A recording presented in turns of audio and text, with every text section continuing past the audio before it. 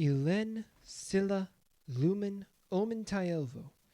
Today I bring to you all the history of Imladris, or as it is better known, Rivendell. Rivendell was located in the Misty Mountains in a hidden valley near the Brunine River, and the path into the valley was a difficult downhill zigzag, for the name Imladris means deep dale of the cleft. Rivendell was also known as the last homely house east of the sea when travelers ventured eastwards, and it was the first homely house when the traveler ventured west. With the geography done, let's begin the history of Rivendell. Rivendell was founded in 1697 of the Second Age by Elrond at the height of the War of the Elves in Sauron, as a refuge for the survivors of Eregion that was destroyed by Sauron. Portions of Sauron's army would lay siege to Rivendell by blocking the mountain passes, but the orcs never came into the valley. It would not be until after the war's end in 1701 that the siege was lifted, and soon after the first White Council was held in Rivendell, where it was established as the chief city of the elves in the north. At this meeting, Elrond would meet Celebrian, his future wife, for the first time. Throughout the Second Age, Rivendell would be a refuge for elves fleeing from the growing shadow of Sauron, for in Rivendell there was joy, peace, rest, and good food in the dark times of the days of flight. When the War of the Last Alliance began, Rivendell was the headquarters of Gil-galad and Elendil, and they made battle plans and forged weapons and armor. Isildur would leave his wife and youngest son Valandil in Rivendell to stay safe away from the war. This would be the first but not last time that an heir to the line of Elendil will be fostered in Rivendell. Lord Elrond would survive the war, and he returned to Rivendell, tending to the beauty of Rivendell with the elven ring Vilja, given to him by Gil-galad ere his death. In the second year of the Third Age, Otar, the squire of Isildur, came to Rivendell with the shards of Narsil, and brought news of Isildur and his sons' deaths. Valandil then left Rivendell to take up the kingship of Arnor. Rivendell would prosper, bearing the memory of the elves and all they love, for all aspects of the Eldar could be found in Rivendell. So too would a traveler find all their heart's desires, whether it's food, rest, knowledge, wisdom, merriment, or friendship. All could be found in the house of Elrond. In 109 of the Third Age, Elrond married Celebrian, and their children, the twin sons Elladan and Elrohir, and their daughter Arwen, would be born in Rivendell, growing and learning. A darkness soon began to creep back into Middle-earth, and so a new White Council was formed by the elven leaders and the wizards, and many meetings would be had in Rivendell. In the 1300s of the Third Age, the realm of Angmar formed in the northern Misty Mountains, and in 1409 the Witch King laid a siege upon Imladris. But with the aid of elves from Lothlorien, the elves of Rivendell pushed back the forces of Angmar, even subduing the realm for a time. In 1975, Lord Glorfindel led a host of elves in aiding the Dunedain and elves of Lindon in destroying the forces of the Witch King of Angmar in a battle that would bring peace to Eriador for many centuries. Throughout these long centuries, trade and travel was common between Rivendell and Lothlorien, for Celebrian traveled often to see her mother and father.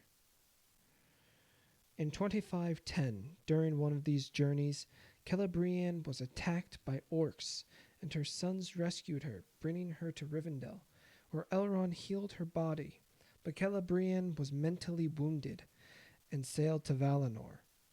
As discussed, the White Council met in Rivendell during the meeting of 2851 of the Third Age. In this meeting, Gandalf the Grey revealed the necromancer of Dol Guldur to be Sauron, and he urged an attack on the fortress. But Saruman, the leader of the council, overruled Gandalf, so the council did nothing.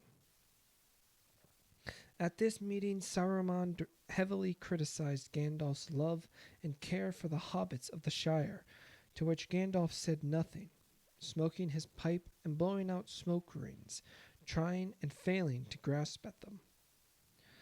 Saruman would worry that Gandalf knew his true intentions of trying to claim the One Ring for himself. In the years since the fall of Arnor, the heirs of Isildur would spend their youth living in Rivendell. But in 2933, the last heir of Isildur, Aragorn, would be taken in as the foster son of Elrond, and his true name and heritage would be hidden from him. His new name would be Estelle, and he learned much of the old elven lore. During the events of The Hobbit in 2941, the company of Thorin Oakenshield came to Rivendell for the councils of Elrond.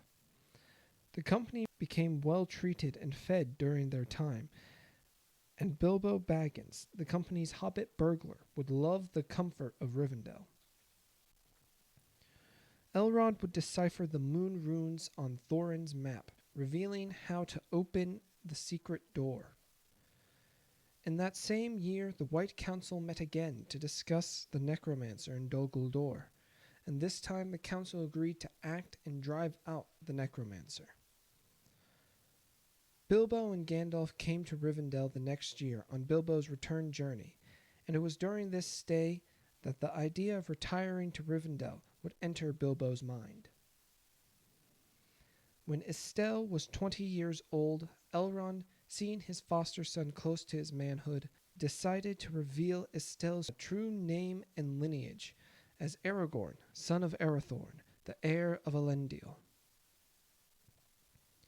Elrond would give Aragorn the shards of Narsil and other heirlooms except the scepter of Numenor. It was also at this time that Aragorn met and fell in love with Arwen. In 2953, the White Council met for the final time to discuss the fate of the One Ring, and Saruman lied, saying that the ring was washed away to the sea, never to be found. Throughout the Third Age, the elves would depart Middle-earth for Valinor, and towards the end of the Third Age, many would set sail for Valinor, and there would be many pilgrimages to Emenbarad, to use the Palantir there to look upon Valinor. In 3001, Bilbo left the Shire and he came to live in Rivendell. In 3018, word would reach Rivendell of the travel of Frodo Baggins, the ring-bearer, and his companions, and that they were pursued by the Nazgul. Riders would be sent out to find the hobbits, and Lord Glorfindel would find them, guided by Aragorn. The Nazgul were soon on their path, and Glorfindel gives Frodo his horse as he rides over the Brunnen, where the power of Elrond and Gandalf created a flood that washes the Nazgul away. Elrond also would heal Frodo of his Morgul wound. On October 25th, 3019, a council was held in Rivendell to discuss the One Ring. There, the history of the ring was revealed, as well as Saruman's treachery to the Free Peoples. After much deliberation, it was decided that the One Ring must be destroyed, and Frodo would be the ring-bearer. With him would go Gandalf, Aragorn, his hobbit companions Sam, Merry, and Pippin, Legolas of Mirkwood, Gimli of Erebor, and Boromir, the captain of Gondor. On December 25th, the Fellowship of the Ring departs from Rivendell. Rivendell itself played little role in the events of the War of the Ring, as the war was in the east and south, away from Rivendell. But on May 1st, 3019, Elrond and Arwen departed Rivendell for Gondor, where Arwen would marry Aragorn. The four hobbits, Gandalf and Elrond, came back to Rivendell, where the hobbits celebrated Bilbo's 129th birthday before returning to the Shire. Alas, with the defeat of Sauron, the time of the elves was over, and on September 29th, 3021, Elrond, Galadriel, Gandalf, Frodo, Bilbo, and a number of elves from Rivendell would depart Middle-earth for Valinor.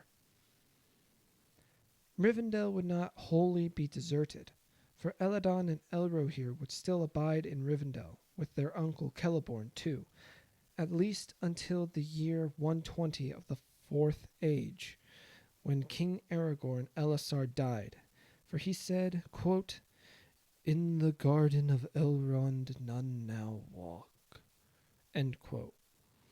And so, the history of Rivendell comes to a close. Thank you all for watching. I hope you all enjoyed. As always, feel free to like and subscribe for more content. Please let me know how I can better improve these videos. Thanks, and as the elves say, Namarie.